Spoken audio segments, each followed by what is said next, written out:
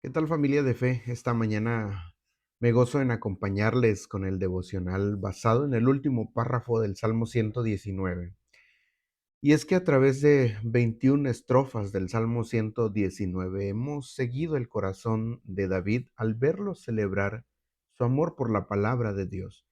En toda su aflicción lo hemos visto acudir a Dios y a su palabra.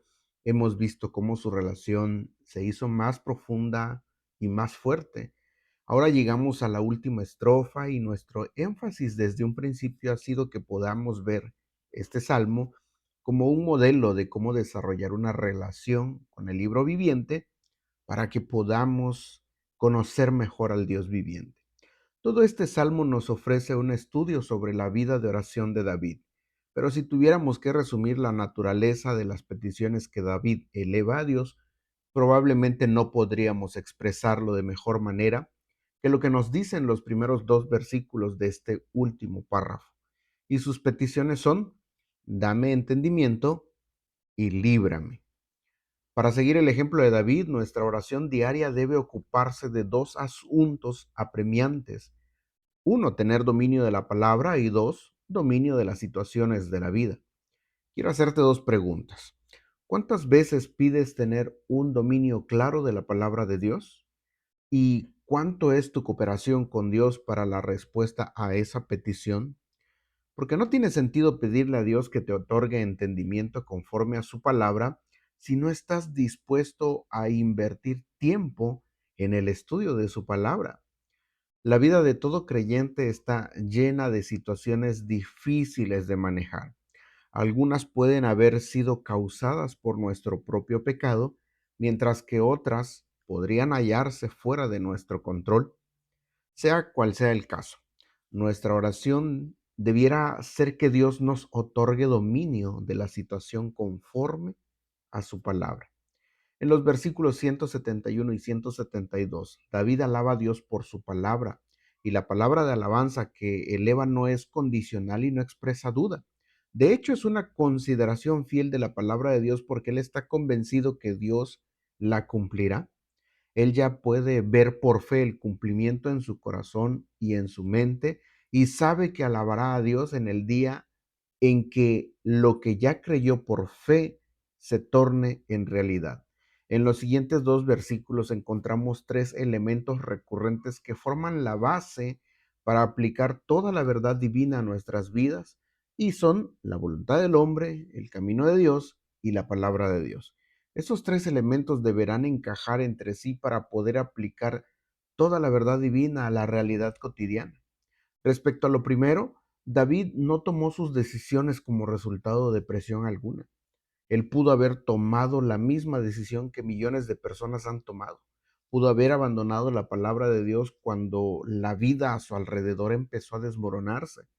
Sin embargo, David escogió apegarse a la palabra de Dios y, lo que es más, a deleitarse en ella. Él escogió alabar a Dios cuando tenía todo motivo por el cual cuestionar a Dios. Tener información de la palabra de Dios no resuelve problemas. En algún punto deberás escoger aplicar la palabra de Dios a tu propia vida. Respecto del camino de Dios, parte de la decisión que tenemos que tomar es el permitir que Dios emprenda su camino en los problemas de nuestra vida y abandonar nuestros esfuerzos carnales por ganar la victoria. Escogemos creer y obedecer la palabra de Dios, pero esa decisión no puede activarse en el poder de la carne. Continuamente necesitamos recurrir a Dios para obtener la fuerza necesaria para vencer. Para toda la situación de la vida, para todas las situaciones, existe una verdad bíblica que aplicar, una decisión que tomar y la necesidad de depender de la mano de Dios para que esa decisión comience a funcionar. No habrá victoria en tu propia vida sin tomar una decisión basándose en la verdad divina y sin tener el poder de la mano de Dios. De hecho, es el camino de Dios y no el nuestro el que lleva a la victoria. Una vez que se toma la decisión de obedecer la palabra de Dios, necesitamos depender de forma consciente de la poderosa mano de Dios para que nos ayude a vivir según lo decidido. Ningún esfuerzo nuestro podrá lograr que alguna verdad de Dios se materialice en nuestra vida cotidiana. En las palabras finales del Salmo 119 vemos la realidad del pecado. David no se cubre con los aires de alguien que ha alcanzado la madurez espiritual. Él muestra la humildad como resultado del crecimiento genuino y la conciencia constante de su naturaleza pecaminosa. Pero David no está satisfecho con permanecer en su pecado. Él se niega a sentirse cómodo en su pecado. Él lo confronta de modo bíblico y clama a Dios. Esto es lo que separa la realidad espiritual de la farsa espiritual. Mi estimado, todos pecamos, pero todos aquellos que tengan un compromiso verdadero con la palabra de Dios nunca se sentirán cómodos con el pecado.